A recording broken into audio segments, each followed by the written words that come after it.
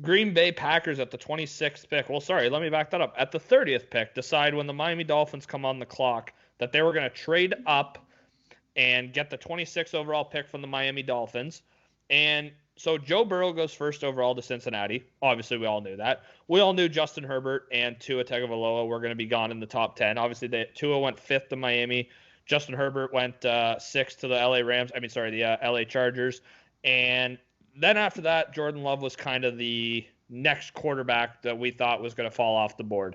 And I thought the Saints were going to be interested in Jordan Love. Clearly they weren't. They went Cesar Ruiz. I thought the New England Patriots were going to be interested in Jordan Love after Tom Brady's departure.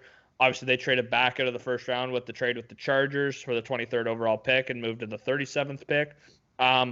So after that, I kind of thought, I think Jordan Love's going to slip out of the first round at this point. That's honestly what I thought. Like when the Patriots traded back and the Saints didn't take him at 24, I thought Jordan Love was going to be a second-round pick. And I mean, call me crazy, but that's kind of where I thought. It wasn't that I didn't think he was deserving of being a first-round pick. It's not that I don't think he can be a good quarterback in the NFL.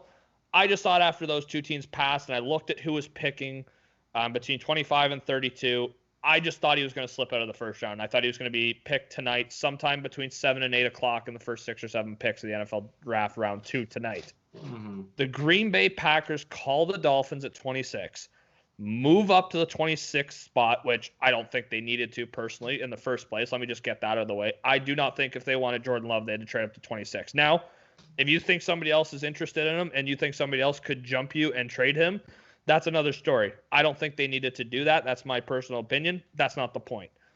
They move up and draft Jordan Love out of Utah State, which caught me, like your Eagles pick, way off guard. And I understand that people are going to make there's two arguments to this. Well, they did this in 2005 with Brett Favre when they selected Aaron Rodgers. Brett Favre still had, 3-4 years to play. They drafted his succession plan. They sat him for 3 years, and then they put Aaron Rodgers in when Brett Favre was done. Okay, that's all fine and dandy. If they believe in that process, that's fine. They were literally 2 touchdowns away from an NFC title victory this year and going to the Super Bowl. They could have drafted a wide receiver. They could have drafted a running back. They could have drafted an offensive lineman. They could have drafted, if they moved up that far, they could have drafted Patrick Queen. They could have won Jeff Gladney. They could have won a number of options.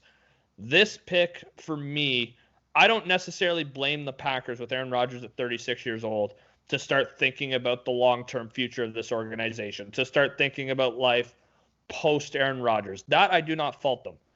I'm just not sure this was the right move. I'm not sure this was the right way to go about it. I'm not sure that Jordan Love was the right quarterback to go and get. And now, like you said about Jalen Reagor, I might be wrong on this, and hopefully he makes me look like an ass because I want to see him succeed. But when you're 1 win away from going to the Super Bowl and you're 2 touchdowns away from potentially going to Miami and play against the Kansas City Chiefs, this in the first round does not seem like the logical pick for the Green Bay Packers to make. And to go, if Green Bay had missed the playoffs the last 2 or 3 years and they saw an aging Aaron Rodgers getting older and they saw the end of the road with their quarterback, I would understand it a little more. Like, I would understand the pick a little bit more than I do right now.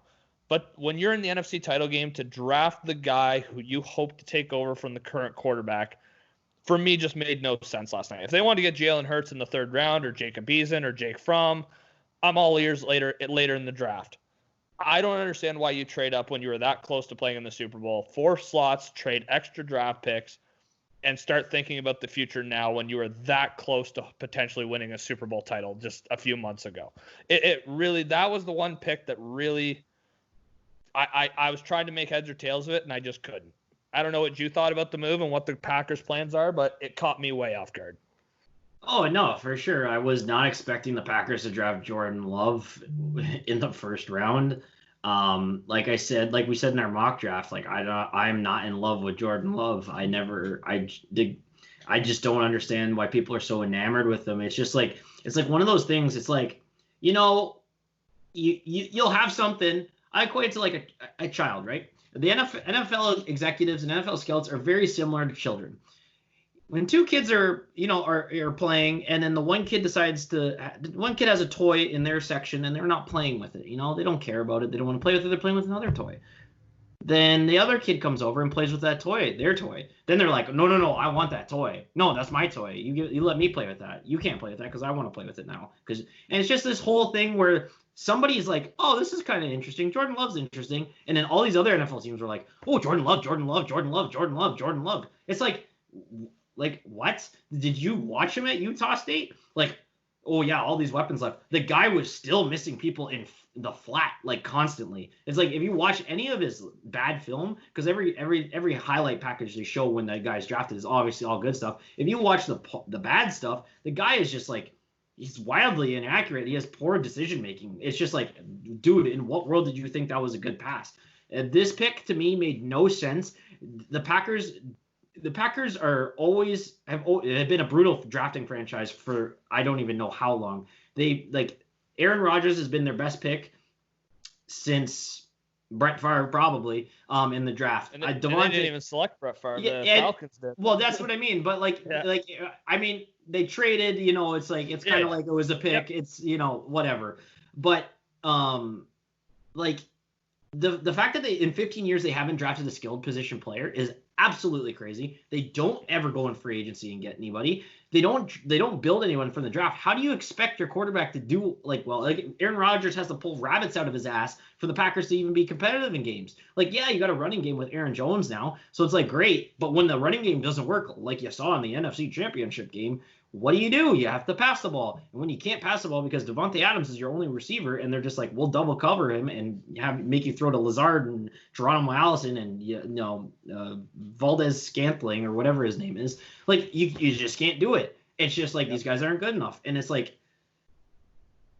I don't understand what these guys are thinking. I just don't get it. To take Jordan Love in the first round here, if you're worried about him being drafted beforehand, I get that, like you said. I understand drafting your succession plan because Aaron Rodgers is getting up there in age. I get all that. But at the end of the day, like you said, you are in the NFC Championship game. You needed offensive help, and you didn't go out and get it. What you got is a security blanket for when Aaron Rodgers is eventually screw you guys, I'm done.